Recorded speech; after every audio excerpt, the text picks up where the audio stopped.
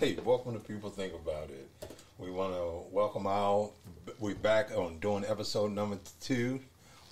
If you was with us last week, we talked about, am I your soulmate? So now this week in our episode, we're going to talk about, are you good? And that means, are there any good men out there? Are there any good women out there? Do they even exist? So we're going to have that, and we welcome in Sadie, Dominique, and Dorshell. So I guess I'm the only man on the panel this week, so we'll just have basically from my version of what I feel when it's appropriate.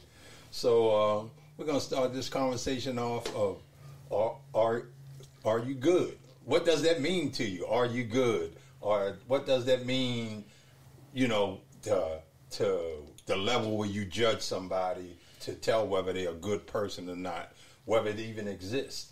So let's hear from you, since you are our guest today, Miss Sadie. Give us your perspective on that.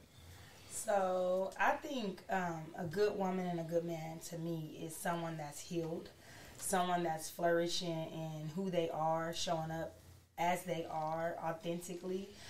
Not really the superficial things. I mean, we want to look good, we want all that, but I really want to know, are you healed? Are you 100% before coming into this situation? Because I don't believe in the 50-50. Right. And so how do you feel about that, Miss Dominique? Give us your perspective. You know what? I have to first say, welcome.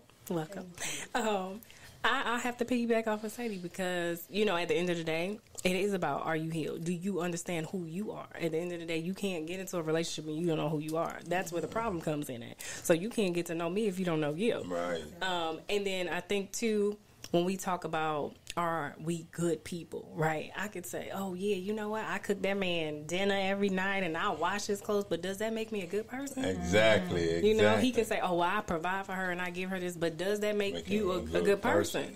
Right. Because at the end of the day, you was going to have to provide for somebody, Right. Even if it was just for yourself. If it was just for yourself, right. So, I think that's where we start to really dissect that question. Okay, and let's keep around the round table. Let's go about your perspective, Ms. Dorshell. I agree with Sadie and Dominique that, what makes a person good?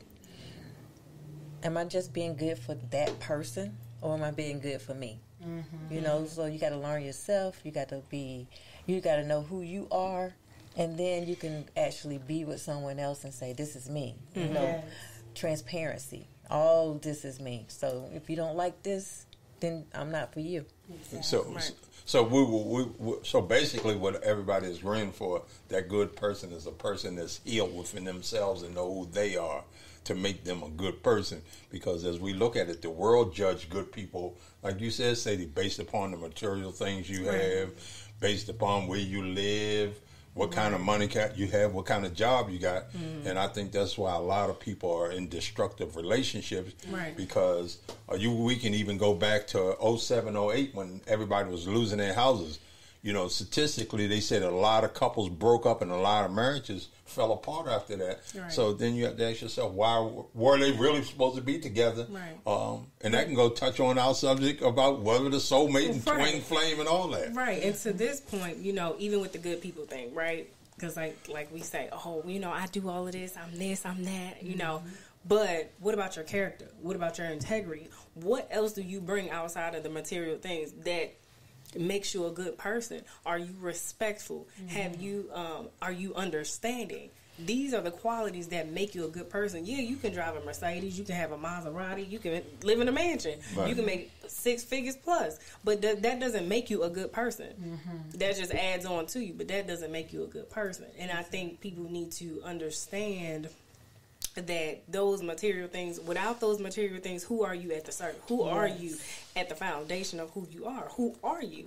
When you don't have that money, who are you? What you look like when you get mad, and when you don't have nothing, who are you? Because that says this is who I am at the core. Do you think that from the perspective that what we're saying about you knowing who you are, do you think that good person comes from a maturity standpoint of learning, as they progress in life? Absolutely, because I can say yes, because when I was in my 20s, I had this facade, like I looked good, my house was nice and all that. but I hated who I was. So I was like, I want to say I was cocky. So it was like, you can't sit with us type of attitude. But as I evolved as a woman, them things started to fall off me, and I began to heal and know myself. Now I embrace everyone. Right. Now I'm open-minded. I'm not like set in my belief, and I just bash everybody else's belief, and I'm like just open and eager to learn about other people. Right. But back then, when I was young and cocky, thought I was the stuff. So it is maturity. You gotta really know who you are, and then when you know who you are, you realize I got flaws too. Right. I'm not perfect. Right. I shouldn't be sitting with some of these people, you know. So you kind of like mature in that area. Right. I agree. I definitely agree with that. I definitely agree with that. I mean, I could say in my 20s too, like I felt the same way. I was just kind of like, oh yeah, you can't say nothing to me, you know. And I always felt like, and looking back at my relationships then, against the one that I'm in now, it's like, you know, I cooked and I cleaned and, you know, I was showing up, but what was I not doing? Right? Yes. I wasn't listening. And I was a little, you know, a little snappy. I had a little attitude. You know what I mean? I really didn't want to hear what you had to say, but maturity, like you said, changing how I'm approaching my situation. Am I my man's safe space? Yes. Can he feel comfortable with having a conversation with me and allowing his weaknesses to show, or being able to cry in front of me? You know, do I give him that space to do that? And for me, I think that makes me a good woman. And somebody may have a different perspective on that, but for me, you know, cooking and cleaning is one thing. But can he come to me and say, babe, you know, I really had a bad day. Babe, you know, I lost my job. Babe, you know, the cars. And you're going to be still there to support. And I'm going to have his back 10 times over. And I think that is what makes you a good person, or, you know, what have you. You know, it's just like in maturing in life and everything, and when you look at it, like most men, I would say their good side come from, they really search for a woman that they can trust. That if I can trust you, I will give you the world, you know, or you're that person that can invade my space because I trust you. But once that trust is broken, then I think that men aren't as forgiving as women.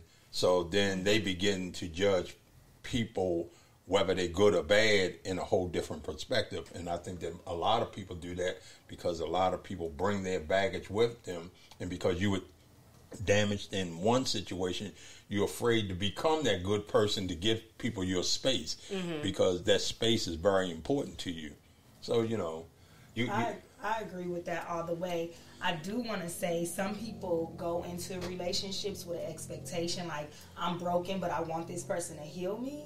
And then when that person don't do that, because you should come 100%, then everything just crash down. They can lose trust. They can like blame you for everything when it's like you came empty anyway, and you was expecting me to fill you up. You can't. Right. I was like that. I used to go for men that were broken because I liked that control that I had over that situation. But then when I start healing, I'm like, why would I like that? Right. It's something wrong with me. Right.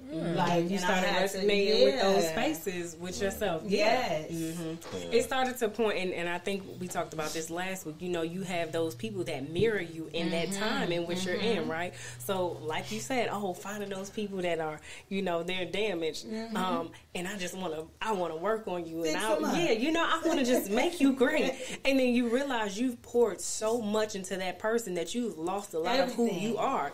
But on top of that, it's like a mirror is shining to your face, where now you get to see what your problems are. Right. I was going to ask you that. You get to see what you're really dealing with. Exactly. So in saying that, are you saying that when you find these people and you're trying to fix them, it revealed who you really were? Yeah, absolutely. It revealed so the things that you were trying to fix in them, you really need to fix in yourself. Exactly. You know, it's just like Dorshell and I have conversations sometimes, and sometimes you know, it'll come where can my friends want to know if there's any men like you. Can you introduce me to that? Because I need a man to help me do this. I need a man to pay my bills.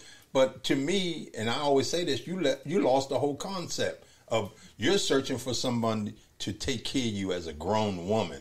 You know, I totally am about we grow together, because, even thinking about this conversation and even touching it from a spiritual perspective, I was talking with some friends last week, and, some women, I'm not going to say a lot or a whole lot or whatever, but they'll think that means you're a good person if you can pay for them financially, pay their bills and stuff like that.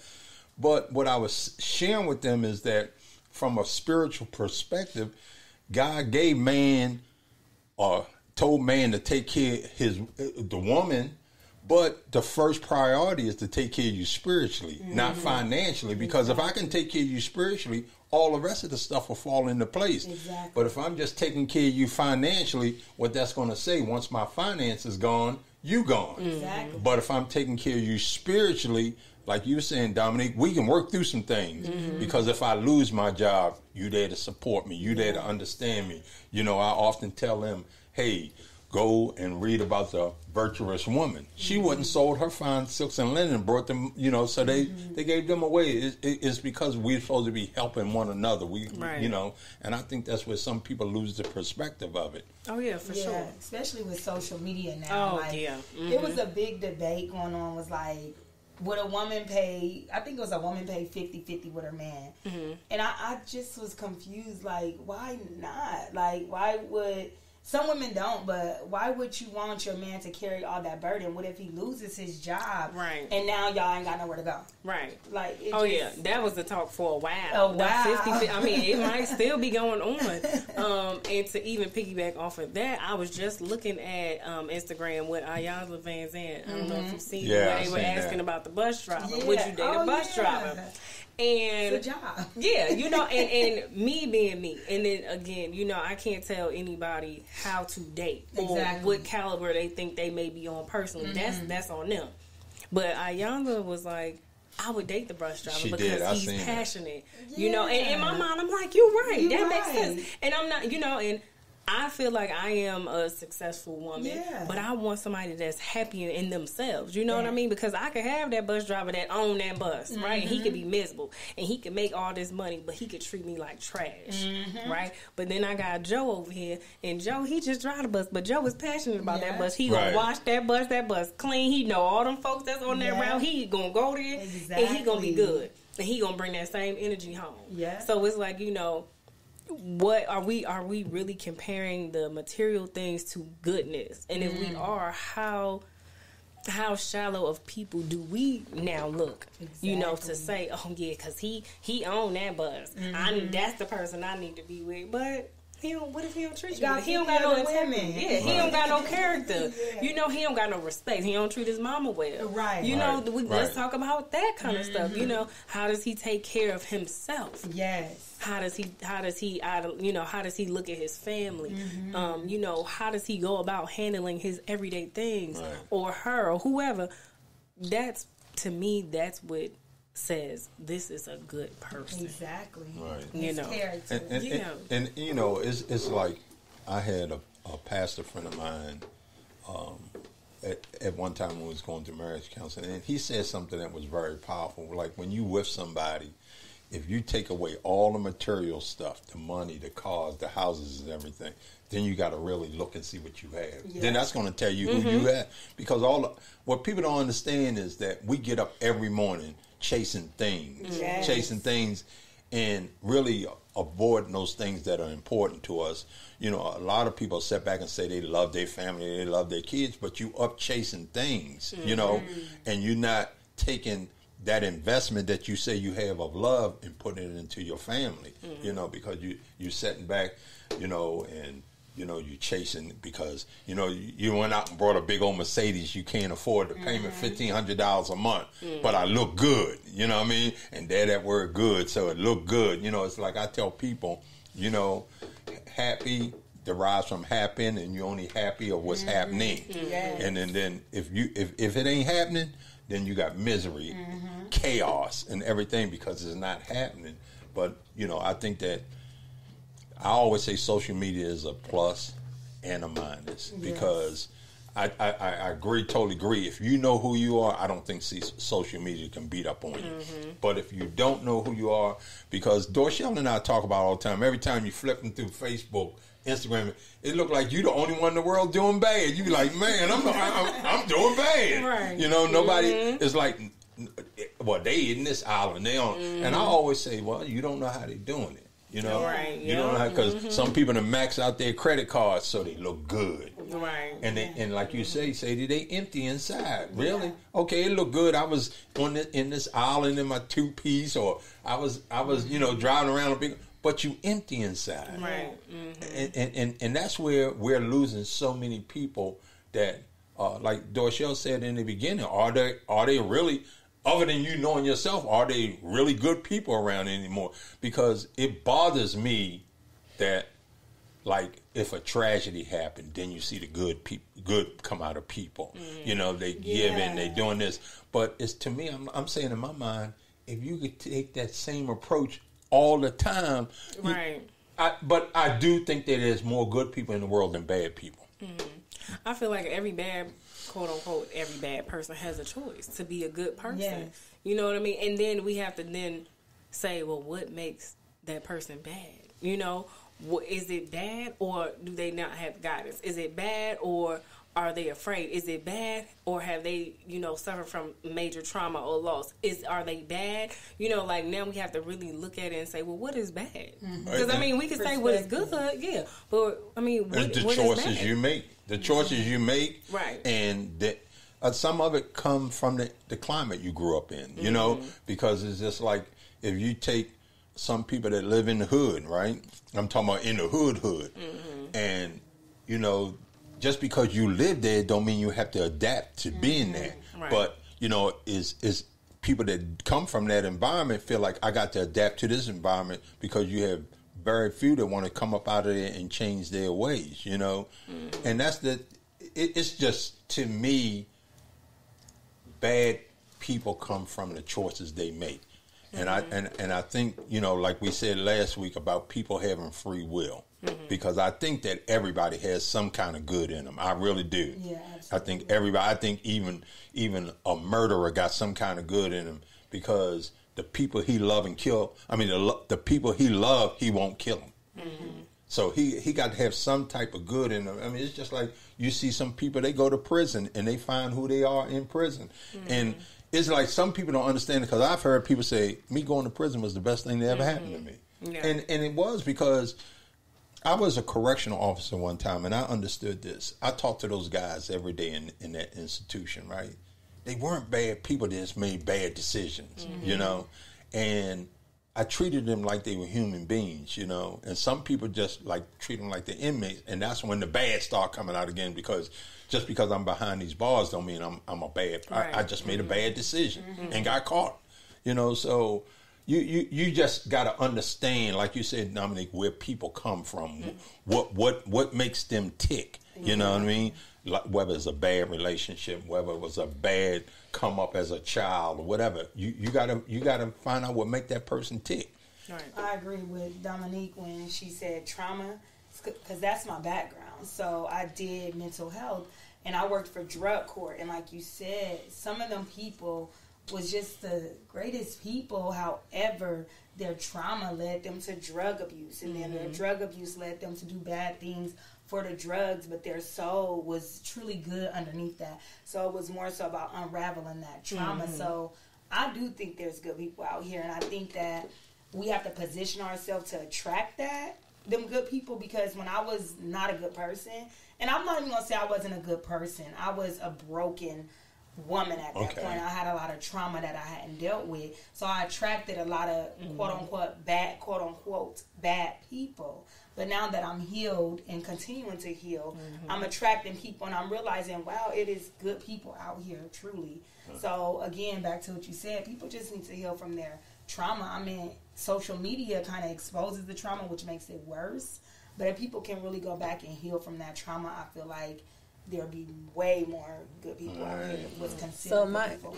I agree. Touching on, you both was talking about when you was young, you thought you was the it, and nobody could touch you, blah blah blah. But at the end of the day, and then Lamar spoke about women just want somebody to take care of them. But sometimes people just want you to take that load off of them. And is that wrong or right? I don't think it's wrong. So let's say you meet somebody, and they are a good person.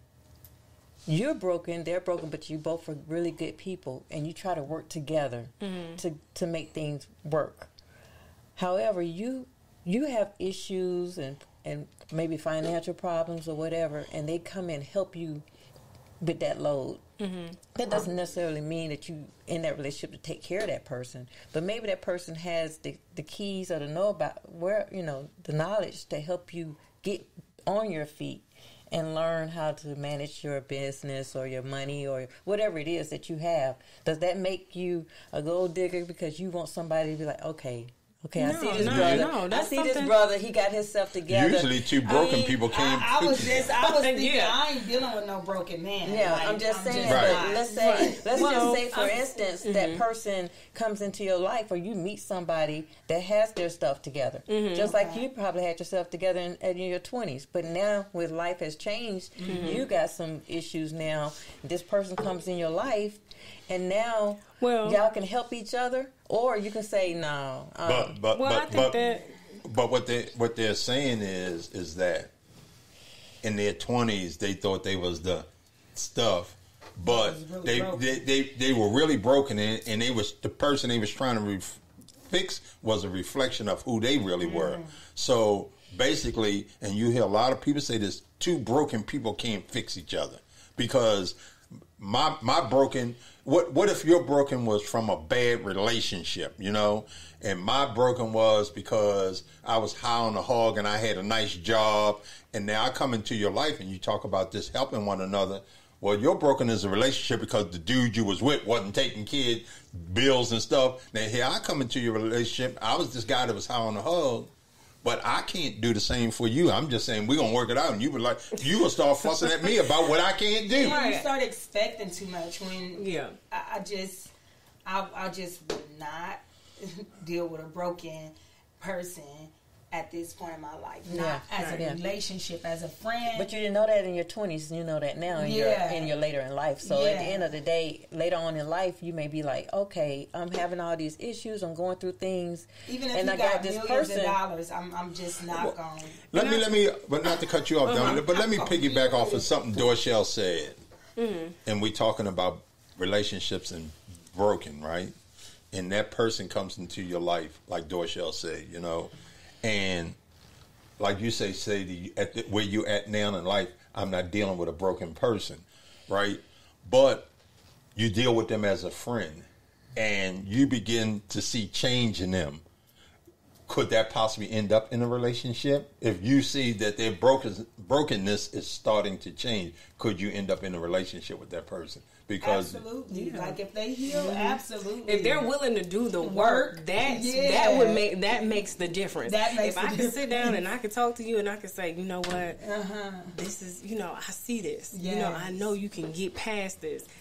To see that you want to make that change for you will change my perspective on you. That's what it is. Right. Now, to go back on to what Dorshell was saying, as far as that person comes in and helps you or whatever the case may be, does it make you, a gold digger, anything like that? What I'm going to say is you be honest. You put all your stuff out on the table. You say, when you come in a relationship, I'm going to say, my name is Dominique Hagler. I got a 4-year-old, okay? I do this. No, I don't like to do this, and this is who I am. Right. Now, are you willing to accept that? My love language is acts of service, so I don't want to say nothing. I just want you to help me. You got to know you, and then that person can see, I could fit in right there. So I could pick up the baby, and I could pick up the groceries, and if you want to cook it, that's fine. But that's a discussion that y'all have. Right. You know what I mean? Yeah. That's how that goes. Well, what if your love language is physical touch, and that person's like, I'm gonna touch you only when I feel like it. That might be your love language. Yeah, but, okay. Or words of affirmation. Now, I'm not gonna tell you every day you're fine. I ain't gonna do that. Right. But that's what you want. Right. Now, but guess what? He ain't gonna do that. And I feel like Now, and this is a conversation that I recently had because I am not an overly affectionate person at all. Okay, don't touch me. I just freeze.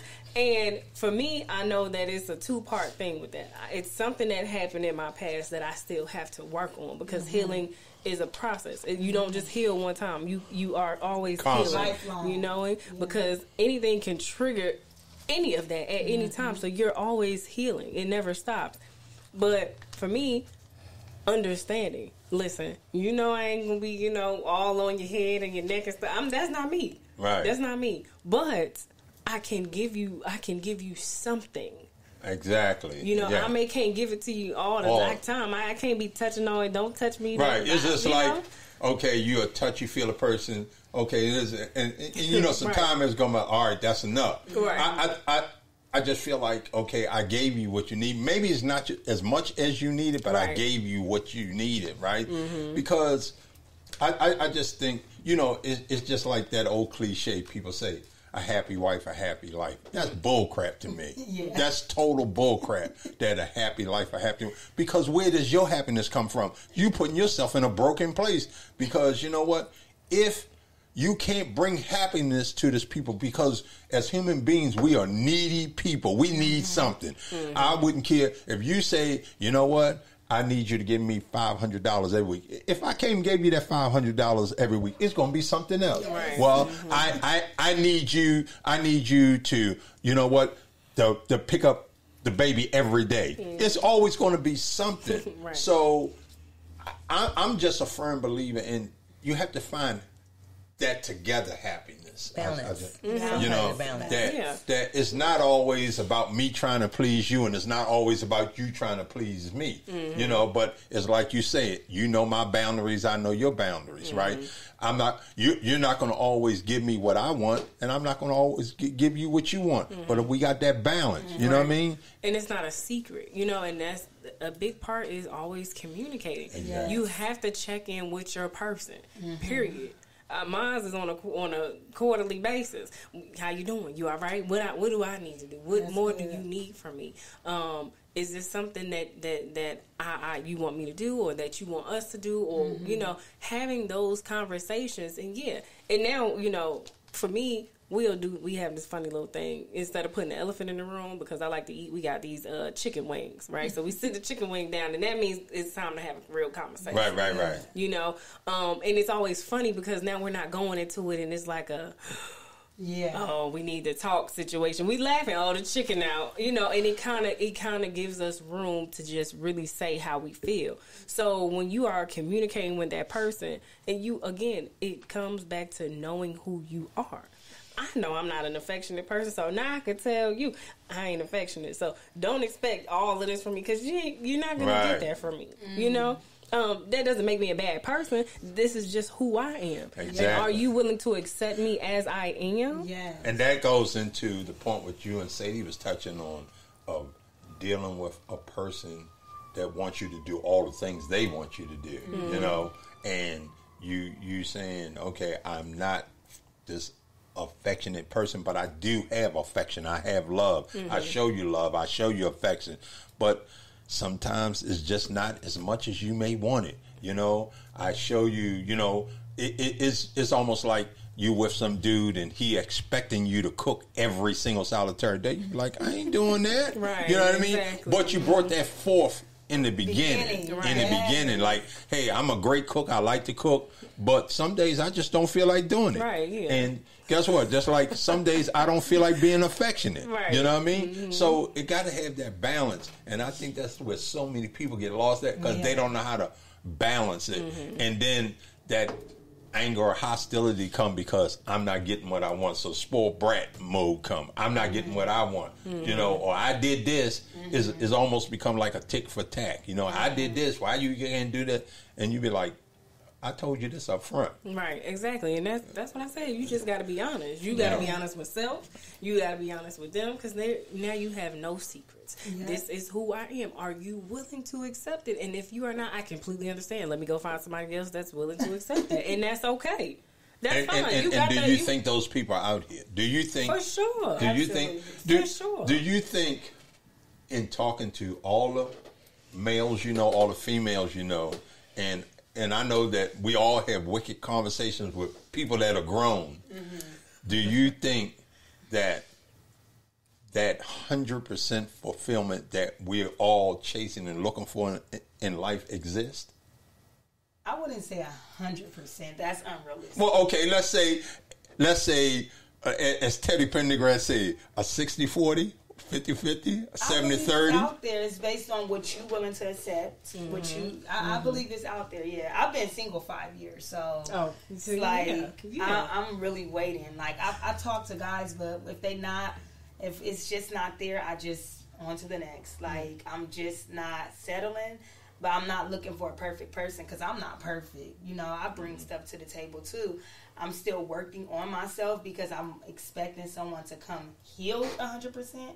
Now, I do want a man that's healed 100% or continuing to be on his healing journey. Okay, so do you think that someone can be 100% healed? 100%? No. But you just now said you're looking for that.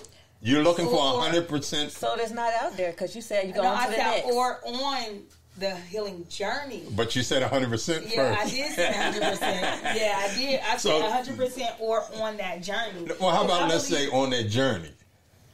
Yeah, I believe you could be at a place where it's like, okay, I'm at this because I think life is in levels.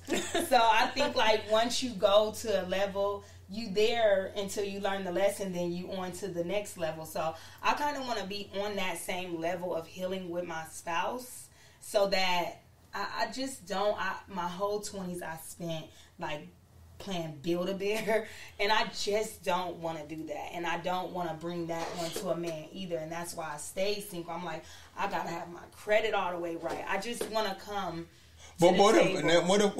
What if that person you meet can help you build your credit? And the reason I'm saying this because you're starting to reflect on these things that you have to be right. Mm-hmm. And I think if you're going through a healing process and they're going to, and you see a person that may not be totally healed, like you may not be totally healed, but you can see where y'all can build together. Because I hear a lot of brothers say this all the time. I can't get with nobody until my finance right. What? I feel but way, if you work together, I mean, everyone's different. I feel like, and you're right. I just. But okay, so that's fair. That's fair. So if a person never gets their credit right, if they never get their finance right, they're going to be lonely the rest of their life. No, that's them. But I mean, why wouldn't you want to? I feel like it just levels you up on the type of caliber of man or woman that you attract, because there's just certain women and men that's not going to deal with somebody that don't have financial education, that does not keep their home clean. That's, it's just, I think the caliber changes. Like, and that does to a degree. Now, I feel like the pool changes too, though. Yeah. Because like I said, it goes back to Ayanla, and I can't remember her name, their conversation. Yeah, I seen it, though. You're now, and not saying that what you're saying is incorrect, because like you said, that's your own perspective on it. But what I would say is, I feel like you're not going to meet, and this is my perspective. I'm not taking away from anybody else. You don't really meet somebody that's 100% because you're constantly healing. You know what I mean? So I feel like at that point, you meet somebody again that's willing to work, to be better with themselves, and then you kind of open up a space. Yeah, open up your pool a little bit more, because now you're looking at the person for who they are, or who they're striving to be. It's one thing to say, I see potential and he ain't working on himself. It's another thing to say I see potential and he's actually going in and doing those things. Yeah. You know what I mean? I don't want potential. Right. And that's okay. But and that's another thing. What's wrong with potential? Nothing wrong with potential. I came from a place where I was always at potential, and they worked on themselves, and then they got complacent, and I just want somebody that's kind of on my level. Like, I do, and I'm not bringing potential to the table. That's why I'm single, and that's why I'm going to stay single until I'm positioned to be that helpmate. I'm not coming with financial issues. I don't want to come with that. And all I'm saying is, like, I feel like when you come with stuff like that, it's like, now if that person got to help you or build you up, it's like, at what cost? Like, at what cost? But if they know who they are, if they know what they're walking into, then it's really no cost, because we're building together. Mm-hmm. I could have the best credit in the world, and you could have bad credit. But if we come together, we got good credit. You know, if I'm bad with finance and you know how to manipulate and save money and do this and that, then guess what? You're gonna be a blessing to me too. So I say that because I see so many people pass people around because they base it on those things. And I just believe that being a little transparent here, that I know that it works because we've been in that situation. We've been in that situation that we've done things and blossomed together. Yeah. You know, and then blossoming together, right? Where I fell short, they were the strong person. Where I was the strong person, that might have been their weak point. But I think when you talk about good people in healing, when you're talking about good people in healing, I just don't necessarily think people are going to have everything in place. But I like what Dominique say is that, you know what, as long as we can be truthful across the board and be honest with one another and communicate with one another, that we can build. We can build. I don't. It's not about you having bad credit, or it's not about you in this position. You know, I just think that people miss the mark. I mean, that's just my personal opinion. So I got a question. So Sadie, with that being said, right? Mm-hmm. Where do you see us? Like, do you think right now, where you are, do you think you would be considered as a good woman, or do you consider yourself as a bad woman because you haven't reached certain levels for self yet? Where do you fall? What do you think you fall on the spectrum? Because if a good man came right now when he had all of them checks, he checked off all them boxes, and he's healed. I'm ready for that. I'm ready for that. Okay. So I feel like I'm a good woman because I've worked on those things, like, and it came about in a crazy way because, as you know, my ex had got a girl pregnant while we was together, and I couldn't breathe. I was like, I thought I was going to die actually, and I was laying in the bed, and that's how I have a healing journey too, journal and devotional. It's called Learning to Love Thyself, and I was laying in bed, tears was running down my eyes, and I was like, God, heal me till this does not hurt no more. I wasn't worried about nobody else but Sadie at that point. I literally went on a boot camp. I don't know what happened. I feel like it was a spiritual boot camp. It was like, it's just now ending. I'm just now getting back in the dating pool. Like, literally this year. And it's like, now that I'm in it, I'm realizing now I do attract a different caliber of men than I did when I was still working. When you was 20 and was the... Yeah, even when I was 30. Just 2 years ago, I was just attracting men that just... Nothing wrong with being a shoulder to cry on. It was just like, I'm not a therapist, so I'm not... I just don't want to build nobody. So now I'm attracting men that are healed, men that are still on their healing journey, men that are getting their stuff together. And I keep them on a friend basis because I'm just like, okay, I know what I want. I don't want to settle. Like, I did that my whole 20s. I feel like I bring a lot to the table, and I want a man that kind of bring a lot too and be kind of like my equal and not one that, because some men, when they are on potential, they're kind of looking at you as their leg up. You know, like I met a guy, he was really handsome. I was thinking he had it all together, but all of our conversations, it was, oh, well, are you going to let me get on your podcast? Oh, are you going to help me do my book? Oh, are you going to... It was all that. It was never nothing of substance. So then I was just like, I better back up, you know? So, right, yeah. Yeah, I feel like I'm on that. I'm at that place just this year of wanting to date again. And it's kind of scary because I'm just like, who's real? Yeah. And that's the problem with the world today. You don't know. You don't know who's real. Know. You just really don't know. It's all the shaking of the dice and throw it. You know what I mean? But I mean, for me, I stand tall on it that I think that if you go into the mindset of what we can do together, not what I can do for you or what you can do for me, but what can we do together. It doesn't matter to what even though finances is a big thing, but guess what? I've seen people go from zero to hero because they work together. You know what I mean? But when you meet somebody and another thing, it's just like I just got finished having this conversation with a buddy of mine, you know, that in the places you meet these people, you know, you out at the club, you meet somebody in the club, they got a club mentality. They got a club mentality. Go to the 1818 club. Yeah, you know, so on a Wednesday for cocktails. So you know, it's like Dorshell and I always talk often. Like people when they meet you, first thing they do, let me take you to dinner. What?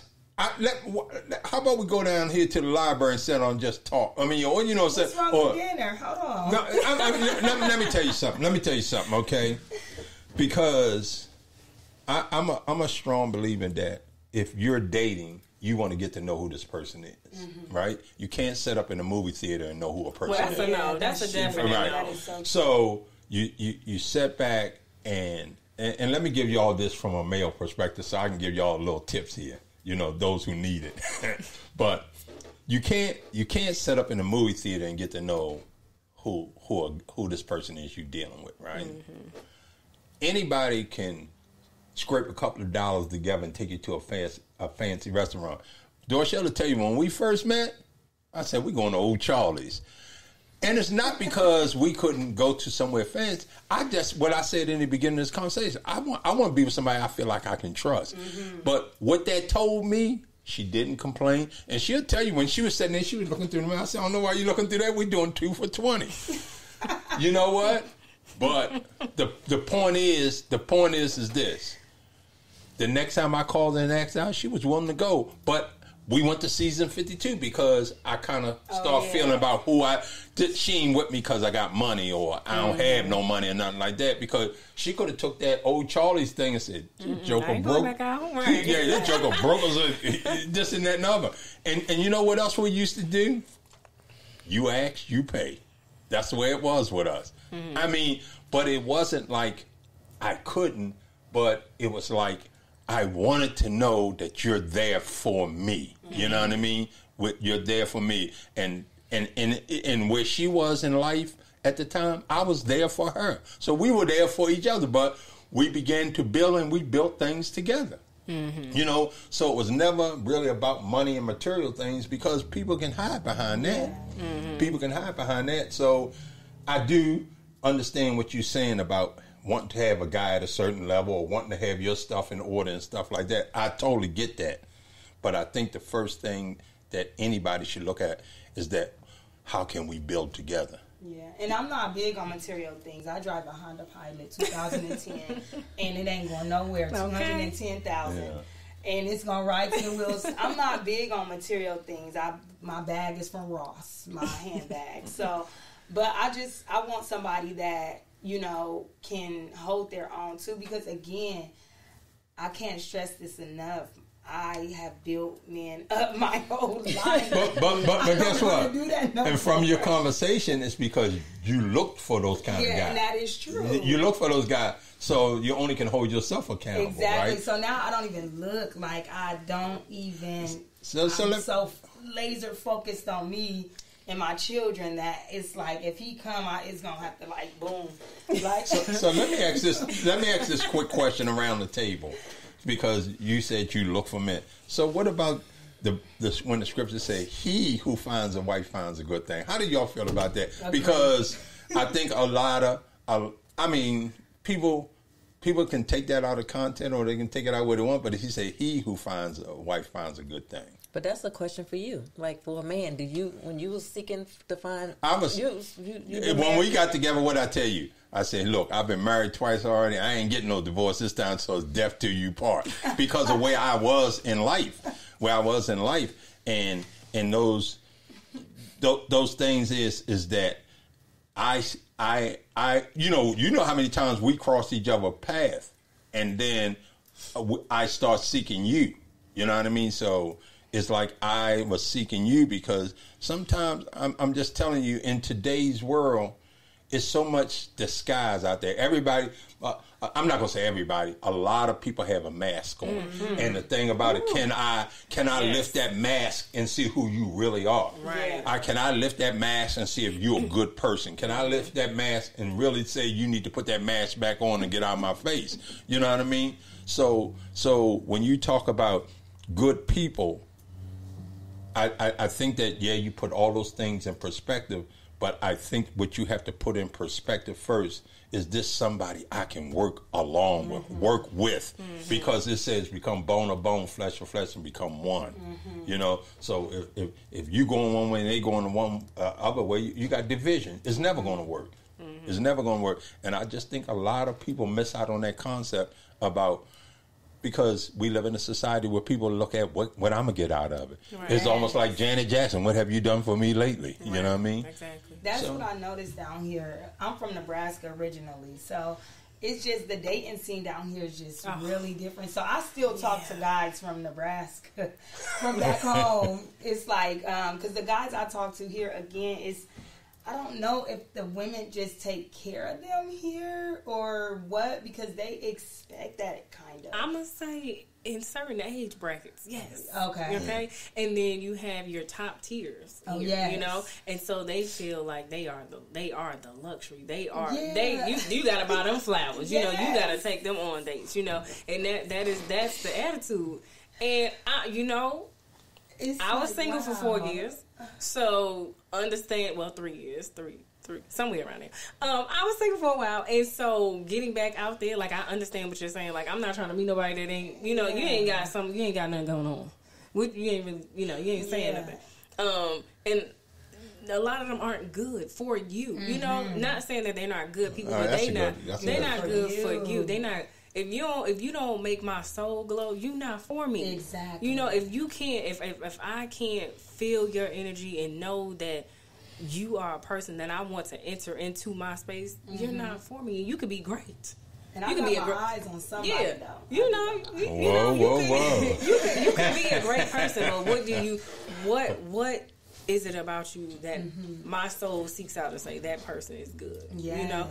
And I stopped searching. I was like, I can't do the dating thing no more. I can't be out here because every guy I meet, Then your man found you too. He did, and it worked out. That's what I'm saying. Way, he who finds a wife finds a great thing. And I was like, at the end of the day, I know, God, listen. I need a man that can talk to me. I was in there praying. I wrote it down. Every journal I got, and I got about 7. I was writing the same thing because I knew that was the man that I needed. Yeah. And in turn, meeting somebody that pretty much checks off all of those major boxes, I was like, God, you did that. Yeah. You know, he may not have everything that I want because I'm from Jersey, so I'm a little rough around the edges. Northern woman. Yeah, and he is the complete opposite of that. Is he from Atlanta? He is actually from Harlem. See? But he's still very mild-mannered, and I know I'm rough. Very mild-mannered. Yeah, he's very mild-mannered. And I and we had this conversation this week. I was like, you're not rough around the edges. And I be needing a little, rough. You just gotta, because that's what I'm used to. Now you just brought up, go ahead. But you brought up another question. Right, and that's what I'm used to. But then I had to stand back and I'm like, that is what I'm used to. So, Dominique, break yourself out that this is what I'm used to box and accept this man for that who he is with. Because I'm pretty sure you send him back out, he ain't coming back. And we did have a break, and at that point I knew I still needed a lot of healing because he triggered a lot of stuff in me, and I was like, God, I need a moment. Yeah, I'm gonna put him. I'm gonna throw him back, and if he there, that means he was for me. Exactly. That's the way I felt about him was for me. Exactly. Him is for me, and so for that it was like we went to that. Yeah, and I didn't know what to expect. So you said something that triggered something. This is the question I told Dorshell I was going to ask around this table. You have some of these women out here that have met not good men, great men, and they say, I couldn't deal with him because he's too good to me. He's too good to me. Too good to be true. How is it that you don't feel like you're worthy of it? That's where it is. Right you don't there. feel like so that becomes from your brokenness. That's you. Yeah, that's a you true. thing. You don't feel like, but if you can say, and I've said this to some of my clients, if you tell me, because I don't never want you to say, oh, that's too good to be true. Why? Because you don't think you deserve it. Right. And if you don't think you deserve it, I need you to go check on your self-esteem. I need you to check on your confidence, because that's where that issue is stemming from. That's where that statement comes from. Yes. You don't feel like you are worthy. Yeah, because they say he's too good to me. I'm like, what does that mean? He's too good to me. I'm not because worthy. That's what that means. How is it that you sit down and write in a journal all these things that you want out of a man, and then that man cross your path, and all of these things. Okay, check. That's good. Oh, check. And then because now you scared. You got scared. And now then you say, nah, something about him ain't right. Something about him ain't right. So, are you really questioning yourself, or you questioning about who he really is? You question yourself, because now it's like, I've asked for all these things. I didn't got all these things that I didn't ask for, but now again, am I that person that I've been asking Exactly. for? Can I really amount to all of this man that's in front of me? Ooh. Yeah, because you asked for it. To get there. Yeah, you know.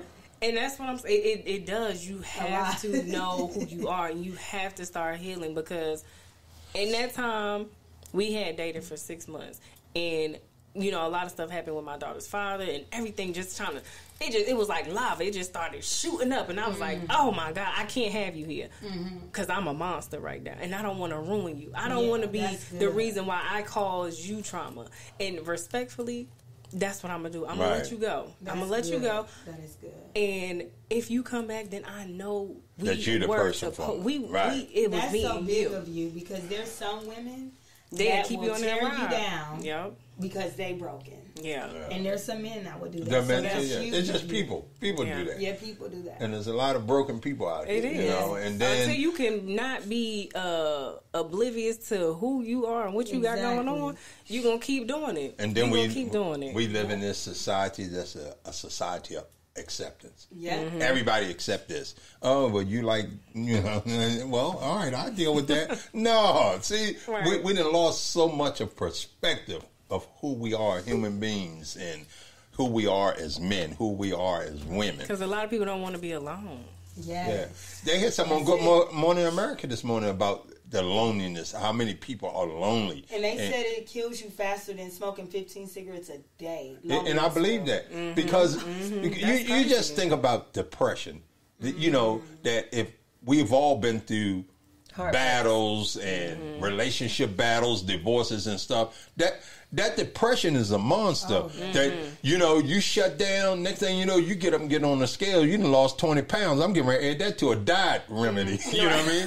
But you get up and you done step on the scale. Or people see you, they say, you losing weight? No, I'm depressed. You know what I mean? That thing take a toll and it beat up on you. So you just think it from that perspective.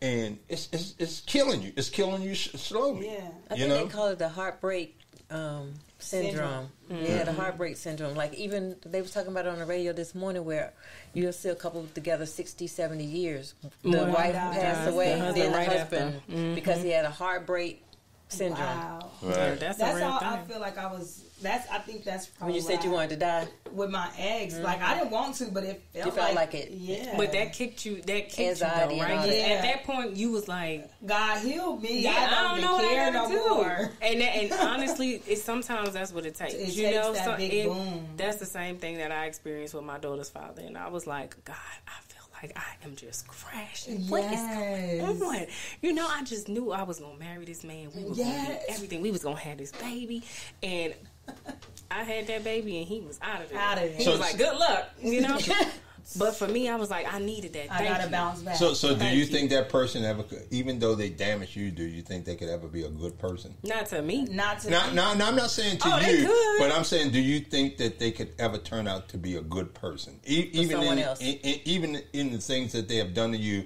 that they can journey on through life and become a good person. If that's the choice that they make. If that's the choice that they make. Yeah. Exactly. Because if not, and again, this goes to understanding you and healing. If you continue to use all your past trauma as your excuse to skate and hurt people, that's going to be you. You're going to be that same person. You're going to be that same bad person, hurtful person, broken person. You got to be willing to change that about you, because all you're going to do is start bleeding on other folks and continuing that cycle over and over and over again. That is a choice that you have to make. You could be good, but if you don't change that, I don't care, you could go Stacy and whoever, you can be with all of them folks. That is not going to change you as a person. So my next question would be this: that person that damaged you and broke you, and we just said that person could be a good person, right? So if you saw that person later on in life, not saying that they want to get back with you, but they want to treat you better. They know where they messed up, or they know that the chaos and the hurt and blame. Absolutely not. Could you welcome them in as a good person? Absolutely not. I'm married with 3 more kids. Absolutely not. Just so you couldn't welcome them in. No. I mean, being that you say you changed, you couldn't welcome them and say, oh, like you knew who they used to be, but then you see who they are now. I mean, and you couldn't like say, okay, well, you know what I mean? Because I go back to what you just said, is that they weren't good for me. Right. But so just because they changed, they still not good for me, especially if I've had to heal myself. I've had to put myself back together. You're never going to be good for me. I don't care how much work you did on self. You won't be my person. So would that be God's way? I feel like with my ex, I'm going to be honest, I feel like the reason why I stayed single for so long is because we still friends. Like, we best friends now. But I feel like we both was kind of growing up, and I feel like it's still love there. I feel like it will always be love there. And I feel like I had stayed single with hopes that one day he will be that man I desire, regardless of everything we went through. Because you got to think, he had a child on me, and I took care of that child until that child was 4 years old, because I just didn't want our relationship to end. I was in love. And now that we broke up, I'm going on my healing journey. He is following behind me on his healing journey. Regardless, he's in Nebraska still, but he's following. So I do have some type of that one day maybe we might be back together. You never know. You never know. know.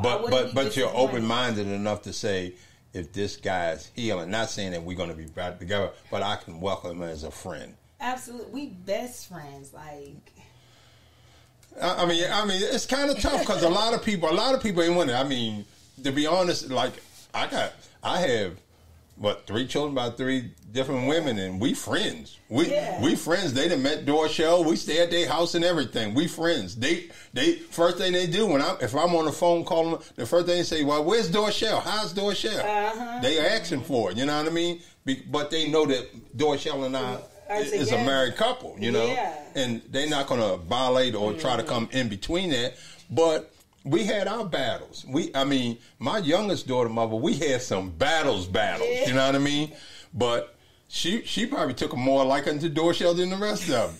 Yeah. You know, they're over there drinking together and all that. You know what I mean? But that is great. We were sitting there. So I mean, you know, it took time to get there, though. Like a lot. It took me a long time to get there, but we friends now, and that's why I said, you know, because I think it depends on the situation. Let me say the maturity of the people too. You have to have some maturity. Because mine was domestic. We broke up because of domestic, so I put him in prison. Like he knows his our situation is like the foundation of my book. Like he knows all that, and we don't now when we talk about it or something like that, he be like, I never like. He went to therapy. I told him, oh, go to therapy, this and this, and we're going to get back together. Even though I knew we wasn't, because I really didn't like him, I was still kind of angry for what he did to me. He did all those things, but now that we both matured and now he's older and stuff, when we talk about that, he don't even like for it to be brought up, because he was like, man, I was in my 20s. Like, why are you still talking about that? Like, you know, all that stuff. And I'm like, well, I let it go. And then I do throw some slick stuff in there sometimes. I ain't gonna lie. One thing I tell all my brothers out in the street, mouth-wise, you're not going to beat a woman, so don't even try. Because women, especially when they with you and they know certain things about, they can say some damaging things that send you right off the edge. Yeah. You know, it's just like, okay, I'm trying to change and become this different person. I'm trying to change and not be violent. I'm trying to change and not being argumentative and calling you out your name and stuff. But then one day I do something you don't like, and you got that click, and it click, and then guess what? I'm right back to where I started. I'm back at the starting gate again, you know? So I think that you have to build on both parties to know that, hey, your mouth is slick, because it's something you said that I always tell people, that all the trauma, all the things that we've been through in life is in our belly. And if somebody makes that time bar tick, you start regurgitating that. You become the person that you used to. But it's in the belly of us. We suppressed it. Right. And then, you know, it's just like, even like you say, Dominique, when you get with people just being on, hey, I'm going to tell you this. I used to be like this, but I'm going to tell you, as long as you don't do this, this, and this, you'll never see that person rise, or you'll never see that side of me rise. But don't test me. You know what I mean? And that's just being honest with the person. You know what I mean? I don't agree with that, though.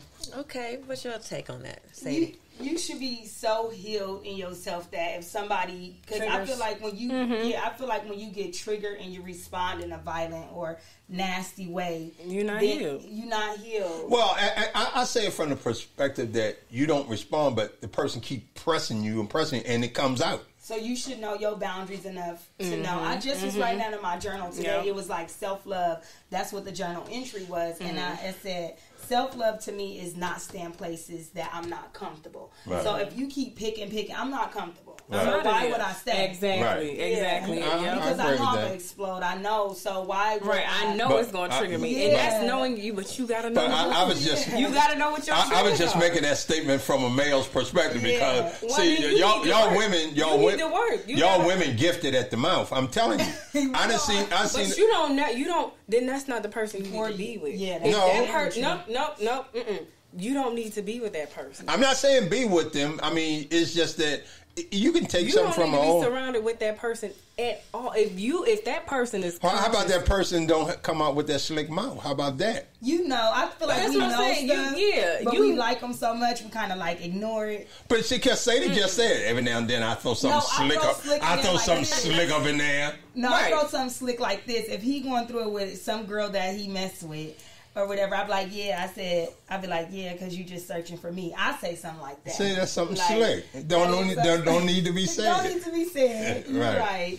Yeah. I feel like everybody just needs to really find that person that's not hitting those triggers. Yes. I could tell you what I've been through, but you may not never hit them kind of, and that's why I say for me, I know what I was used to. I was used to dating the tattoo with the neck tattoos and the body, and they got that rah-rah kind of attitude, and he was going to throw me around and push me around. You know, I was used to that. You was dating the thug. I was dating the thugs. Yeah, Baltimore, Jersey, we outside. That was me. And then I get something completely different, and I'm like, dang.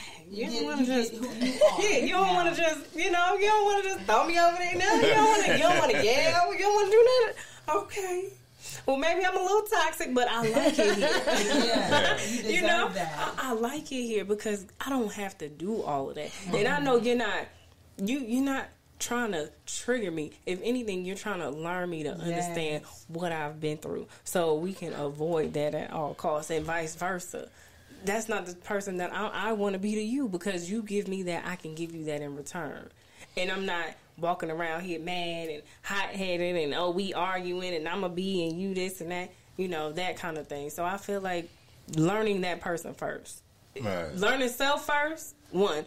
Learning that person first. Learning that person, two. So we learned here today that there are good people that exist in the world, whether it's male or female. Yes. We understand that first you have to fix the toxicity in you. I struggle with certain words, so don't worry about it. Toxicity in you. You have to fix that first, because you can get in somebody else's life and become a toxic, or you become a reflection of who you really are, and start understanding who you are.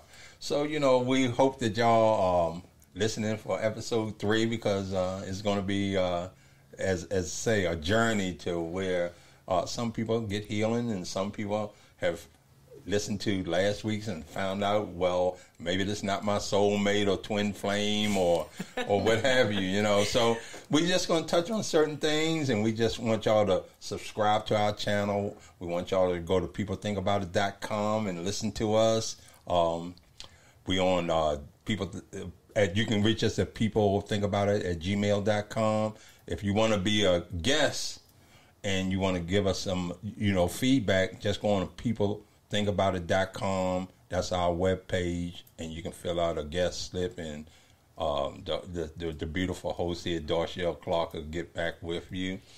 But I think we learned some great things here today. Oh yeah, for sure. Yeah. So we just want to close out and say, hey, you know what? Hope y'all listen in. Hope y'all listen to People Think About It. Thank y'all for listening, and we catch y'all on the rebound.